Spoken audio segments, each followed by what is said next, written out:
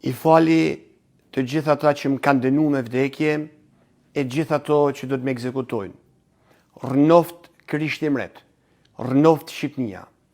Këto ishin fjalët e fundit të Qerim Sadikut, djaloshit 27 vjeç, i cili u përshkatu vetëm e vetëm se urreu komunizmin e nuk pranoi të kthehej në bashkëpunëtor të hetusisë.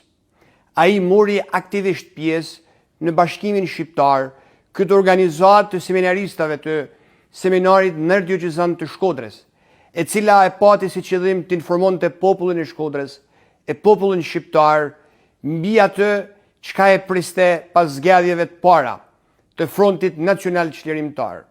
Refuzoi kategorikisht, edhe pse nën tortura, të pranonte se jezuitët dhe etrit të tjerë ishin në dijeni të kësaj organizate.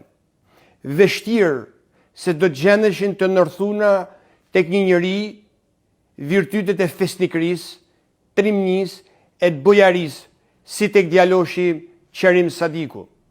Ai krejt jetën e vet nuk e shkrinje veç për familje, po në mënyrë të veçantë për atë dhe edhe për fe, nër virtytet më të larta që munden të gjenden tek një njeri.